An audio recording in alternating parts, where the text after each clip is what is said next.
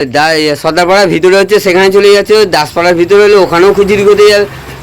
খিচুড়িতে কি আছে? খিচুড়ি খাওয়ার জিনিস, খিচুড়িতে গায়ে মাখার জিনিস নয় আর মুখে মাখার জিনিস নয়।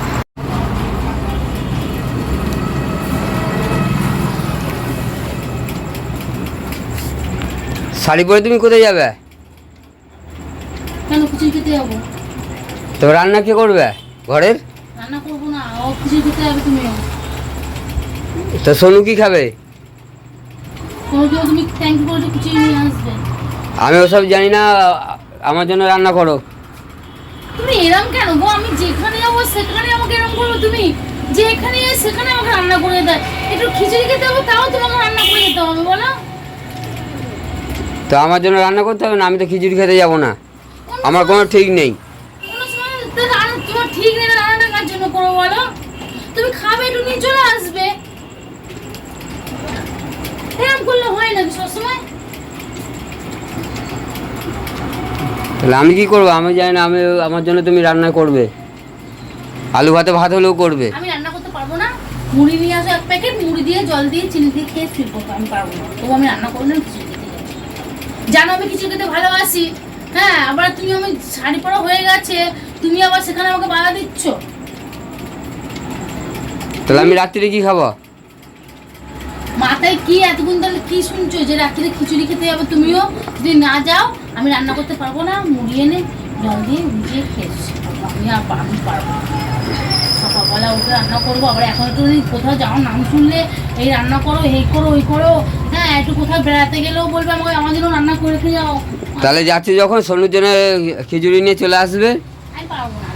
তুমি যদি চাও, তুমি তোমার তো অনেক চেনাশোনা লোক আছে ওখানে, তুমি একটু আনতে পারবে না খিচুড়ি চেয়ে গিয়ে? হ্যাঁ, তোমরা এত জ্বালাও কারণ বলতো আমাকে। আমার চাই, লোকে থেকে চাইতে লজ্জা লাগে। খাওয়ার জিনিস চাইবে তো লজ্জা লাগে? তো লজ্জা লাগবে না? ওখানে অনেক বেটা ছেলে থাকে, বাইচান্স যদি না বলে তখন কি করবো? তুমি কি মেয়ে ছেলে? মেয়ে ছেলে নয়, তবুও একটা। দাঁড়াও, জানি মেয়ে ছেলেরা বেটা ছেলের কাছে গিয়ে চাইতে পারে না, লজ্জা পায়। কিন্তু বেটা ছেলে যে মেয়ে ছেলের কাছে চাই, মানে চাইতে লজ্জা পায়, সেটা আমি জানতাম না গো। আজকে তোমার থেকে একটা সেফটি পিনও খুঁজে পাই না দরকারের সময়। হ্যাঁ, একটা মেয়ে ছেলে বেটা ছেলে যে একটা বেটা ছেলের কাছে খিচুড়ি যেতে লজ্জা পাই, প্রথমবার শুনলাম বাবা। না বললে তখন আমার তো প্রেস্টিজে যাবে। খাওয়ার কাছে কোনো লজ্জা নেই, তুমি তো চেয়ে খাবে। তুমি তো চুরি করে খাচ্ছ না, খাওয়ার জিনিস চেয়ে খাচ্ছ। তারপর পেস্টিজে কি আছে? পেস্টিজ দেখলে পেট ভরবে না এখনকার বাজারে খাওয়া। ওই তুমি ক্যান নিয়ে যাবে, ওর জন্য নিয়ে আসবে, তারপর দেখছি আমার রাত্রিরে কি খাওয়া যায় দেখছি। ড্যাং করতে করতে কেন নিয়ে যাবো নাকি? হ্যাঁ,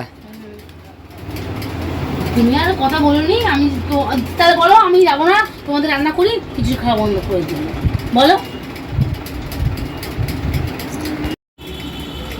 তুমি যেখানে মানে শুনছো যে এখানে খিচুড়ি খাওয়াবে, তুমি ওখানেও যেতে হবে নাকি তোমার? আমি খিচুড়ি খেতে ভালোবাসি, তার জন্য আমি খিচুড়ি খাই, ঠিক আছে? আমি সব জায়গাতে যাই। কোথায় দিল্লি রোড মোড়ে ওখানে খিচুড়ি হচ্ছে, সেখানে চলে যাচ্ছ। হ্যাঁ, কোথায় দেখা যাচ্ছে যে মানে সর্দারপাড়ার ভিতরে হচ্ছে, সেখানে চলে যাচ্ছ। দাসপাড়ার ভিতরে হলে ওখানেও খিচুড়ি করতে যাবে। খিচুড়িতে কি আছে? খিচুড়ি খাওয়ার জিনিস, খিচুড়ি তো আর গায়ে মাখার জিনিস নয় আর মুখে মাখার জিনিস নয়। খিচুড়িটা হচ্ছে খাওয়ার জিনিস, খিচুড়িটা গায়ে মাখার জিনিস নয়, তাই খিচুড়িটা আমি খাই। আবার খিচুড়ি খেতে গেলে এত সাজতে হবে? এখানে কত কি আছে দেখছি। এ তো সেই মানে বিয়ে বাড়ি যাওয়ার খামর করে ফেলছো। হ্যাঁ, খিচুড়ি খেতে যাওয়ার এরকম দেখছো, তাহলে বিয়ে বাড়ি এতেই অবাক হয়ে যেতে। তাহলে বিয়ে বাড়ি সাজ দেখলে তাহলে কি বলবো? তুমি তো মানে টেরা হয়ে থাকবে, তখন আর কিছু বলার থাকবে না। বাবা, তোমার মতো মানুষ এই যে গড় করি। ঠিক আছে, আমি যাই না, আমার রান্না হলেই হলো। মুড়ি আনো, চিনি আনো, খাও।